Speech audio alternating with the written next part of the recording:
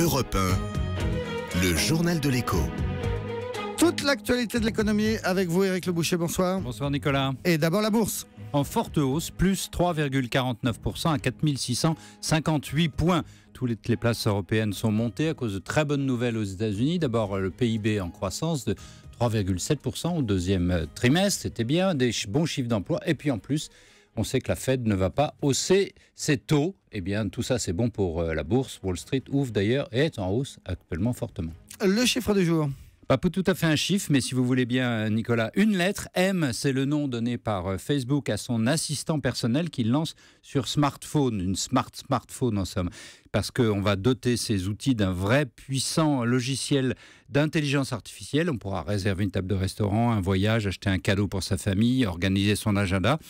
Facebook suit Apple avec Siri et Microsoft avec Cortana. Bref, la guerre de l'intelligence est lancée. L'homme du jour ou la personnalité du jour. Le pauvre Alexandre Ricard, le jeune PDG, a pris les rênes de son entreprise familiale en février. Pas de chance, donc il a annoncé aujourd'hui un bénéfice en recul de 15%. Double peine en Chine, c'est la lutte contre la corruption qui empêche de donner des beaux cognacs. Et aux États-Unis, c'est la vodka Absolute qui se vend pas très bien.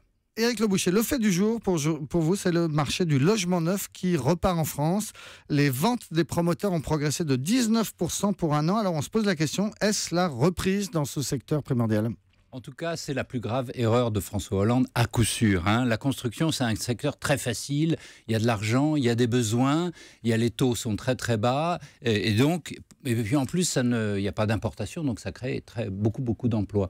Donc c'est assez facile d'appuyer sur le bouton. Eh bien nous avons fait une grosse erreur. Enfin, il a fait une grosse erreur, et cette erreur s'appelle Cécile Duflot. Vous voulez dire, elle s'appelle la loi Allure. Voilà, exactement.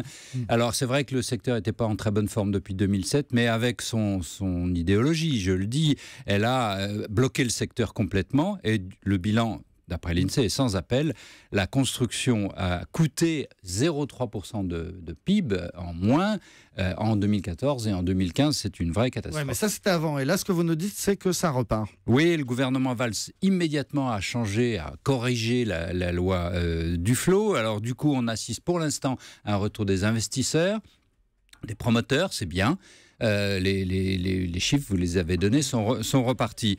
L'achat de maisons individuelles, par contre, est encore à la traîne, malgré les taux très bas. Les ventes de maisons existantes, c'est bien, mais pas encore la construction. Il faut toujours une année après les ventes avant que la construction ne redémarre. Donc on aura une année, encore 2015, en chute pour la construction. D'ailleurs, c'est ce que prévoit l'INSEE, moins 0,3, moins 0,4% encore des constructions. Alors quand même, c'est un signal positif. C'est le premier enfin sur ce secteur.